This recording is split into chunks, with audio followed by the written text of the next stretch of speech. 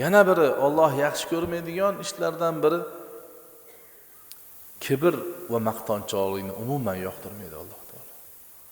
Innalloha la yuhibbu man kana muxtalan fakhura.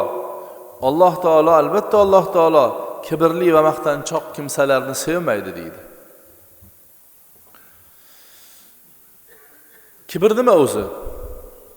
Haqni tan olmaslik va odamlarni mensimaslik deganlar payg'ambarimiz sollallohu alayhi vasallam. Chiroyli kiyinib yursam ham kibrmi dedilar bir kishi. Yaxshi ko'raman, yaxshi chiroyli kiyimlarni dedilar. Chiroyli kiyinsang kiyinaver dedilar payg'ambarimiz sollallohu alayhi vasallam. Alloh taolo ne'matini ko'rib turishni ham yoqtiradi, lekin bilib qo'y, kibr odamlarni mensimaslik. Chiroyli kiyimni kiyding, lekin senikichalik kiymagan odamni mensimasang shu kibr. Haq aytilsa, kichikroq odamda haqiqatni aytib qo'ysa, men kattaman u deb turib, uni gapini kichkina odam aytgani uchun tan olmaslik kibr. To'g'ri narsani to'g'ri deya olmaslik kibr. Mana shuni Alloh taolo yoqtirmaydi.